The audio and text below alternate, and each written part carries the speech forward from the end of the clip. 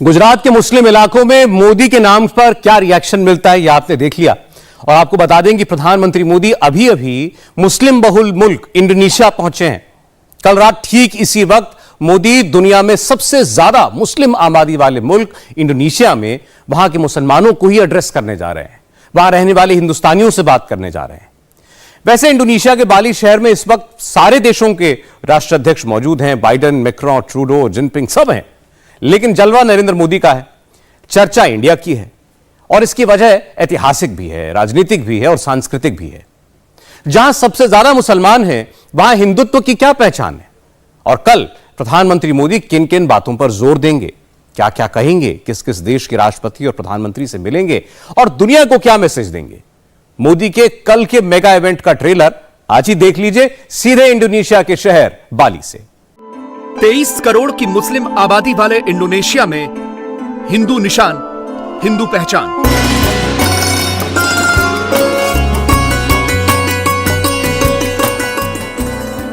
जहां के कण कण में राम है, रामायण के निशान।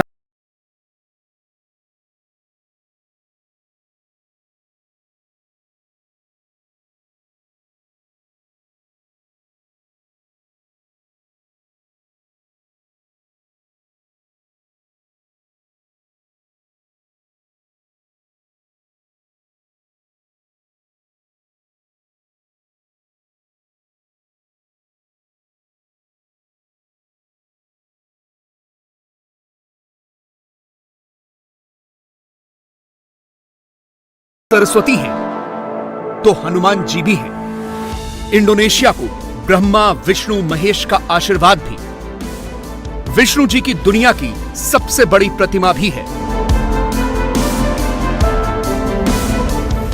जिस मुल्क की 87% आबादी मुसलमान है, वहां सनातन धर्म का परचम लहराता है।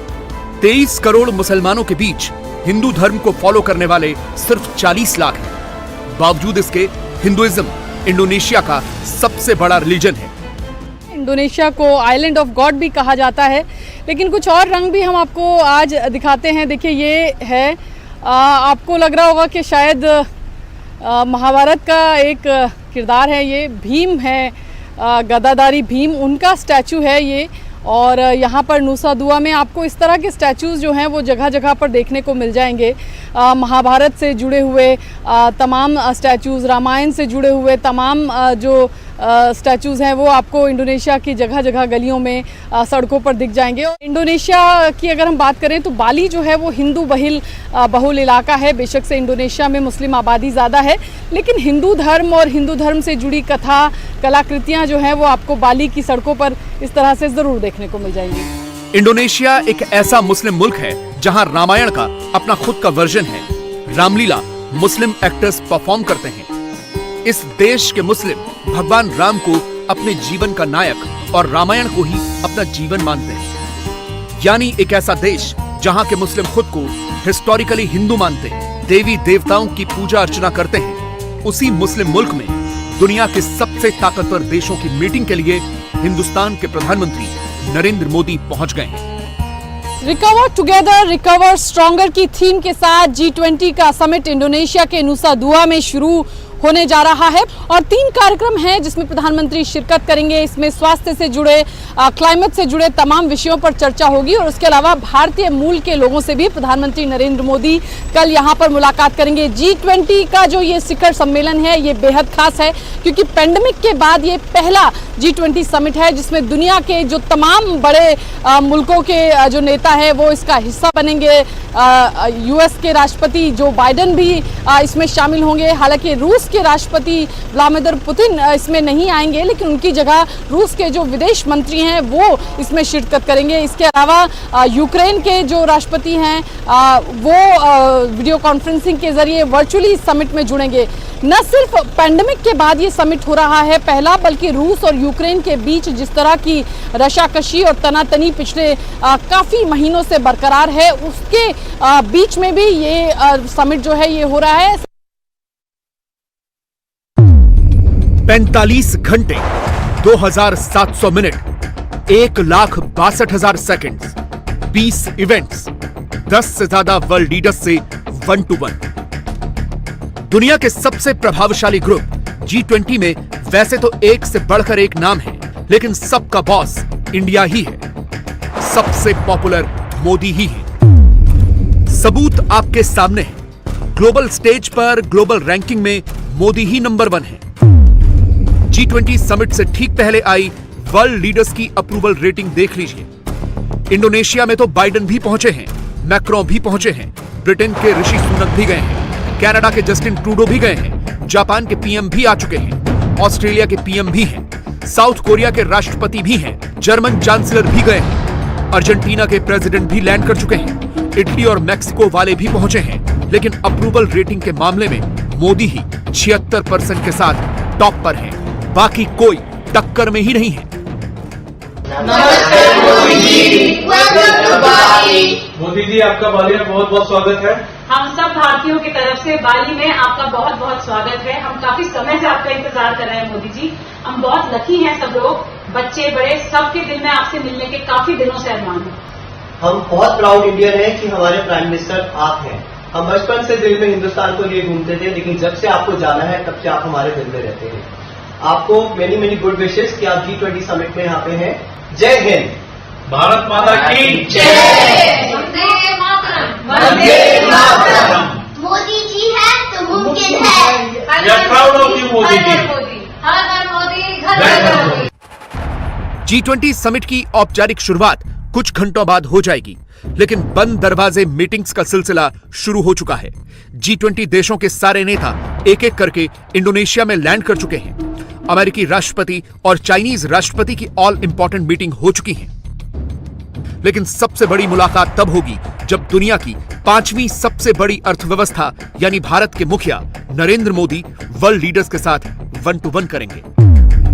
ऑस्ट्रेलिया के पीएम ने मोदी से मीटिंग फिक्स कर दी है। सिंगापुर, फ्रांस, स्पेन, इंडोनेशिया के राष्ट्राध्यक्षों के साथ मोदी की मीटिंग कंफर्म है। मोदी बाइडेन से भी मिलेंगे, बायलैटरल टॉक्स में शामिल होंगे। रिपोर्ट्स के मुताबिक इंडोनेशिया दौरे पर मोदी कम से कम 8 से 10 बायलैटरल टॉक्स करेंगे। शी जिनपिंग के साथ मोदी की मुलाकात होगी या नहीं फिलहाल कंफर्म नहीं है, लेकिन इस मुलाकात के आसार कम ही लग रहे हैं। फ्रांस के राष्ट्रपति के साथ उनकी बातचीत जो है वो होगी और उसके अलावा यूके के जो नवनिर्वाचित प्रधानमंत्री हैं ऋषि सुनक, उनके साथ भी प्रधानमंत्री नरेंद्र मोदी की द्विपक्षीय वार्ता हो सकती है। लेकिन चीन के राष्ट्रपति शी जिनपिंग के साथ उनकी मुलाकात होगी नहीं होगी, इसको लेकर के अभी कोई औपचारिक ऐलान नहीं हुआ है। लेकिन कुछ द्विपक्षीय वार्ताएं जरूर होंगी जिसमें प्रधानमंत्री नरेंद्र मोदी दूसरे राष्ट्रों के राष्ट्राध्यक्षों के साथ या प्रधानमंत्रियों के साथ बैठ करके बातचीत करेंगे। वैसे G20 के ऑफिशियल इनॉग्रेशन से पहले ही रूस और पश्चिमी देशों के बीच जुबानी जंग शुरू हो गई है। रूस के फॉरेन मिनिस्टर सर्गेई लावरोव जैसे ही इंडोनेशिया पहुंचे, पश्चिमी मीडिया ने अफवाह फैला दी कि उन्हें वहां एक हॉस्पिटल में एडमिट करा दिया गया है। ये रूमर्स भी फैलाए गए कि पुतिन की तरह उन्हें भी अपनी जान का खतरा है। जवाब में रूस के विदेश मंत्री ने टी-शर्ट और शॉर्ट्स पहने अपना वीडियो जारी कर दिया। ये कहा कि पश्चिमी मीडिया तो पुतिन की बीमारी पर पिछले 10 सालों से अफवाह फैला रहा है। ये इंटरनेशनल पॉलिटिक्स का ऐसा खेल है जो नया नहीं है और सब फेक न्यूज है। G20 समिट में आज रूस के विदेश मंत्री के रुख को लेकर के पूरा दिन ओहो-पोहो की स्थिति बनी रही। पहले खबर आई कि रूस के विदेश मंत्री इसमें शामिल नहीं होंगे, उनकी तबीयत खराब है। लेकिन उसके बाद रूस के विदेश मंत्री ने एक वीडियो जारी किया और कहा कि ये एक वेस्टर्न कंट्रीज की साजिश है जिसके तहत ये अफवाह फैलाई जा रही है और वो G20 की समिट में शिरकत करेंगे। रूस यूक्रेन के युद्ध की वजह से पश्चिमी देशों और रूस के बीच जारी ये पॉलिटिकल खेल अभी लंबा चलेगा। लेकिन G20 समिट फिलहाल जिस सिचुएशन में हो रही है उसमें दुनिया के लिए उम्मीद की इकलौती किरण इंडिया ही है, प्रधानमंत्री मोदी ही हैं। तभी तो बाइडेन के इंडोनेशिया पहुंचने से पहले अमेरिकी सिक्योरिटी एडवाइजर का बयान आया था कि अमेरिकी राष्ट्रपति प्रधानमंत्री मोदी से एक बार फिर मिलने के लिए आतुर हैं, ईगर हैं। ऐसा क्यों है, इसका एक हिंट मोदी ने कुछ घंटों पहले ही दिया है। आज विकसित होने की आकांक्षा लिए आत्मविश्वास से भरा हुआ नया भारत दुनिया के सामने है। आखिर इतना अभूतपूर्व विश्वास आज दुनिया को आर्थिक जगत के विद्वानों को इतना विश्वास आज भारत पर क्यों है? इसका सबसे बड़ा कारण है भारत में पिछले 8 वर्ष में हुआ बदलाव। जो संघर्ष चल रहे हैं, तनाव चल रहे हैं, मिलिट्री एक्शन हो रहे हैं, उसका परिणाम भी, उसका प्रभाव भी देश और दुनिया पर पड़ रहा है। लेकिन इन विपरीत परिस्थितियों के बीच आज हम सभी पूरी दुनिया में एक और बात प्रमुखता से सुन रहे हैं।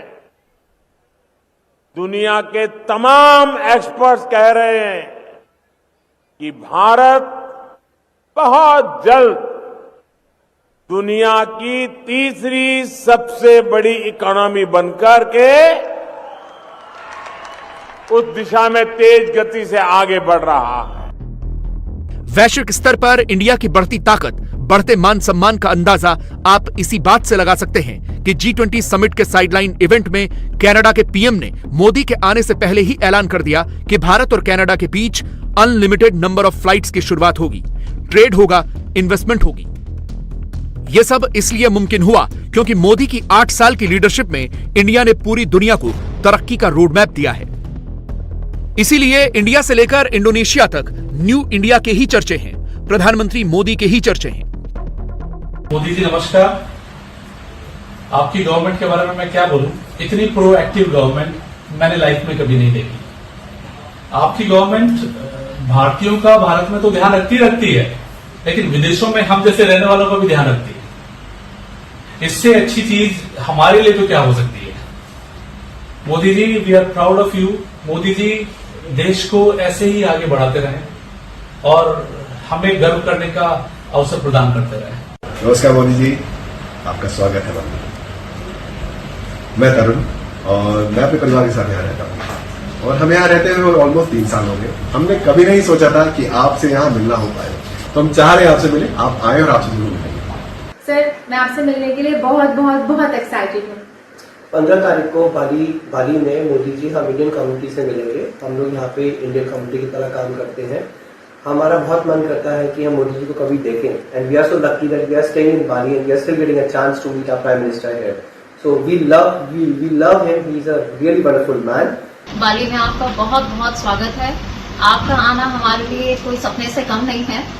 हम कितने सालों से आपको टेलीविजन पे देख रहे हैं, कितने सालों से यहाँ बाली में रहते हुए हमने कभी सोचा भी नहीं था कि आप कभी यहाँ हमसे मिलने की सोचेंगे। तो हमारे लिए एक बहुत बहुत बड़ी बात है कि आपने हमारे बारे में सोचा। मोदी जिस एजेंडे के साथ इंडोनेशिया पहुंचे हैं वो सिर्फ 2 दिन का एजेंडा नहीं है।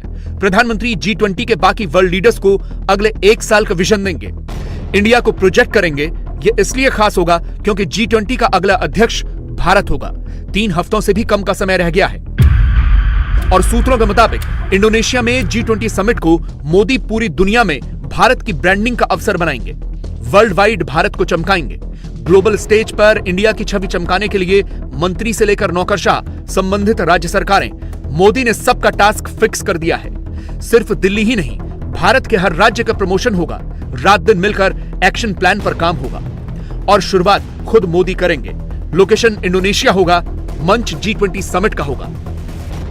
G20 शिखर सम्मेलन भारत के लिए और भी अहम इसलिए हो जाता है क्योंकि अगले साल G20 की अध्यक्षता भारत के पास आएगी। ऐसे में विकासशील देशों के एजेंडे को कैसे आगे बढ़ाना है, रूस और यूक्रेन के बीच में जो जंग की स्थिति बनी हुई है उससे कैसे निपटना है, और इसके साथ ही अमेरिका और चाइना के बीच में जो हालात बने हुए हैं, चाइना की जो दादागिरी लगातार बढ़ती जा रही है, उसको काउंटर करने के लिए कैसे एक वैश्विक अलायंस बनाने की जरूरत है, ये तमाम चीज़ें जो हैं भारत के सामने होंगी। साथ ही इसके अलावा गरीब देशों पर जिस तरह से कर्ज का बोझ बढ़ता जा रहा है और पिछले 2 सालों में क्योंकि पैंडेमिक की वजह से G20 का सम्मेलन सम्मेलन नहीं हुआ, वो एजेंडा कहीं ना कहीं डीरेल हुआ है। तो इस साल के G20 शिखर सम्मेलन में उम्मीद है कि इन तमाम चीज़ों पर चर्चा होगी और इसके साथ ही जिस तरह से रूस और यूक्रेन के बीच जंग की वजह से खाद्य पदार्थों की जो चीज़ें हैं उनमें उनकी जो कीमत है उनमें बढ़ोतरी हुई है, ये भी एक एजेंडा है, ये भी एक चैलेंज है दुनिया के सामने। और इस साल का जो G20 शिखर सम्मेलन है उसमें इन्हीं तमाम चीज़ों पर, इन्हीं तमाम एजेंडों पर बातचीत होगी और यहाँ से इन्हीं तमाम चीज़ों को कैरी फॉरवर्ड करके आगे जब अगले साल भारत के पास G20 की प्रेसिडेंसी